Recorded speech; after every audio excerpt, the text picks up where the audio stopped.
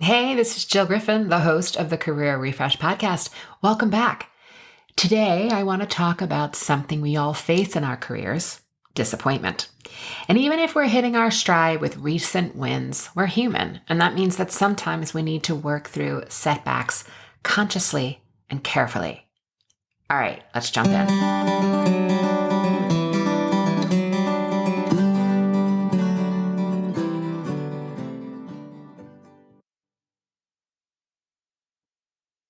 I was recently speaking with a client who felt stuck because of a past professional disappointment. And if you're wondering how professionals handle disappointment, I'm going to share with you what I've seen over the years. They evaluate it, they process it, and they move forward. And if you're finding it hard to let go of that disappointment, you're not alone. Sometimes we just need a little guidance to help us get unstuck. So professional disappointment comes in many forms, right? There's the promising opportunity that didn't materialize. There is a colleague or client or executive leader's unexpected actions or lack of actions.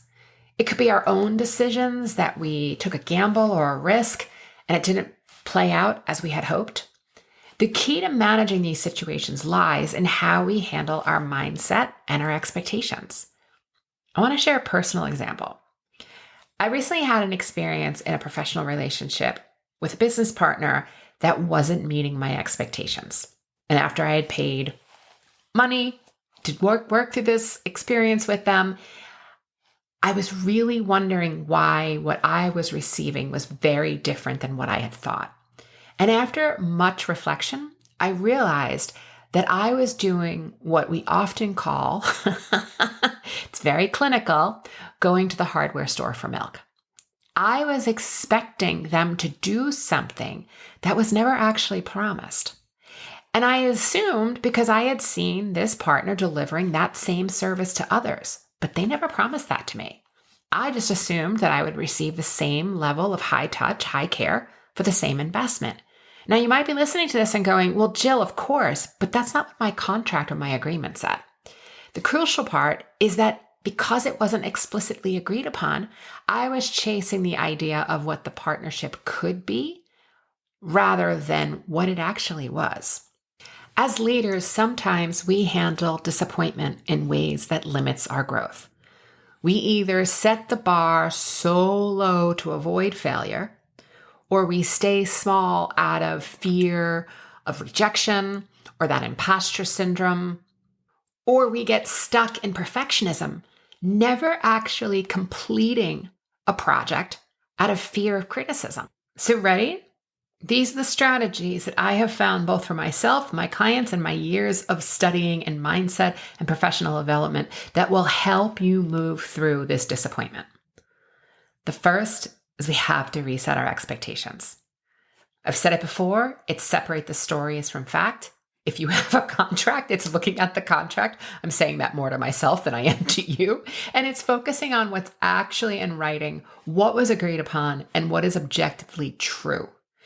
You may still feel the disappointment, but you'll start to realize that you were in a little bit of delusional thinking and that it gives you an opportunity moving forward to really look at what's in writing or to get it in writing and to decide moving forward where you need to negotiate from a place of clarity, where you're going to let something go, or how you want to manage the overall partnership. It's moving forward based in reality than assumptions. The next is that evaluation. This is really taking time. And I'm going to tell you again, I want pen to paper. This is what actually happened, what worked, what didn't work, what you would do differently, and how you will redirect your energy moving forward. Write it down. That act of putting it on paper helps your brain to process and learn from the experience more effectively. So the next time you're in that experience, your brain is able to borrow from itself and correct course where needed. The next, I want you to monitor your thought patterns.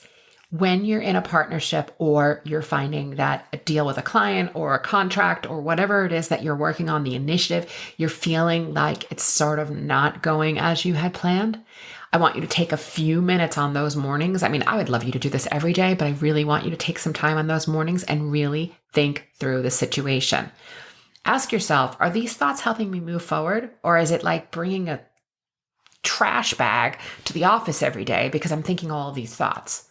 Are there alternative points of view or perspectives? Are there different opinions that you admire or respect that you want to get in, and it would be more productive to weigh in versus just thinking your own thoughts? Just because you think it doesn't mean it's true. I mean, sometimes it is, but sometimes it's not, friends. Next, I want you to practice self-compassion. There's a quote by Brené Brown that she says, if we want to move forward with the difficult disappointments, the hurt feelings, and the heartbreaks inevitable in a fully lived life, we can't equate defeat with being unworthy of love, belonging, and joy. You have to treat yourself with the same kindness that you would offer a small child, an elderly person in your life, a small pet. You have to give, notice I didn't say romantic partner or friend, because sometimes we offer them kindness and sometimes we're so inside the jar that we can't read the label and we're all frothy and we're like spinning out on everyone.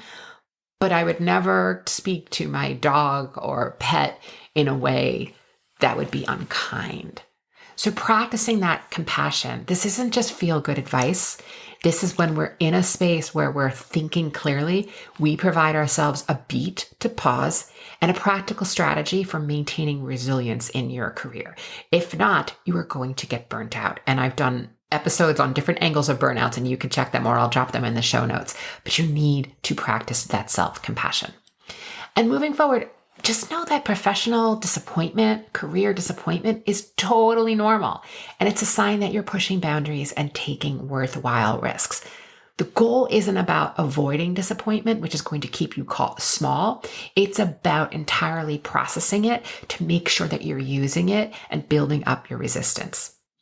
All right, friends, I want to hear from you. How are you moving past disappointments? How have you moved past them in the past? Email me, hello@jillgriffincoaching.com. I want to know what sets them apart in your life as notable and what actions you've taken to learn and adapt and keep moving forward. I appreciate you so much. Thanks for being here. Have a beautiful week, and I'll see you next time. I'm Jill Griffin, your host of the Career Refresh podcast.